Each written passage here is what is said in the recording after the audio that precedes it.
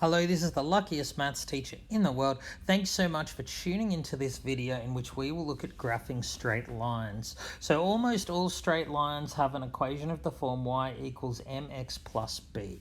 So the way we're going to graph them is we're going to mark the y-intercept and then use the gradient to find a second point.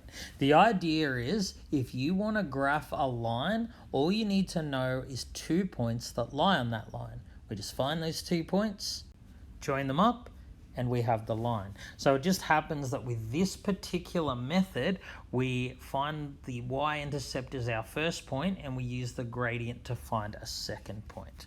All right, let's look at an example, y equals 3x minus 2.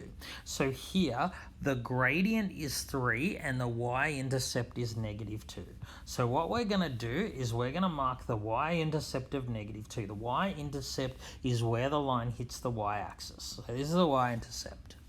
Now, the gradients rise over run. So if the gradient is 3, which is 3 over 1, remember, bottom number tells you how far to go right, top number tells you how far you go up or down.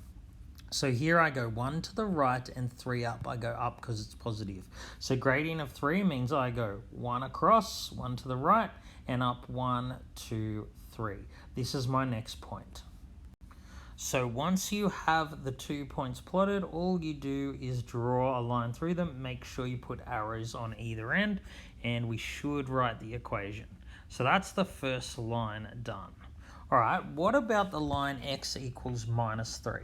So I'm doing these two because they're sort of a special case. See, when you have x equals a number, it's the only time the line can't be written in this form, y equals mx plus b. So x equals negative 3 is the line where the x coordinate is always negative 3, and that's this line here. So whenever you have a line that is x equals some number, that line is perfectly vertical, and this number tells you the x-intercept, where it hits the x-axis. So remember, vertical lines have an undefined gradient. So that's why we can't write this in the form y equals mx plus b. On the other hand, y equals 2 is a perfectly horizontal line. It's the line where the y-coordinate is always 2.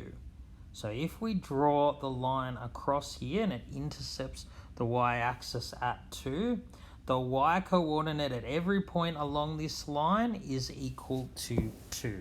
So just make sure you don't get too mixed up. It is a bit counterintuitive. X-axis is horizontal, but x equals a number is a vertical line. Similarly, even though y is the vertical axis, y equals a number is perfectly horizontal. So this line here has a gradient of 0. That's why it's horizontal.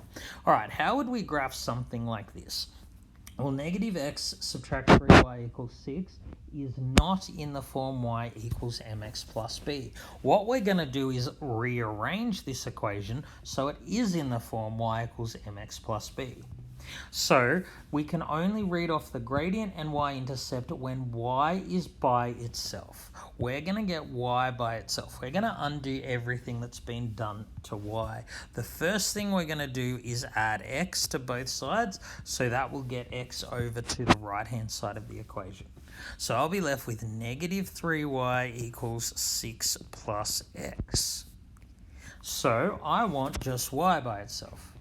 How do we undo timesing by negative 3? That is, of course, dividing by negative 3. So we need to divide everything by negative 3. So negative 3 divide negative 3, we're just left with y. We need to do 6 divide negative 3 is negative 2. And then x divide negative 3. We just write that as minus 1/3 x. Dividing by negative 3 is the same as timesing by negative 1/3.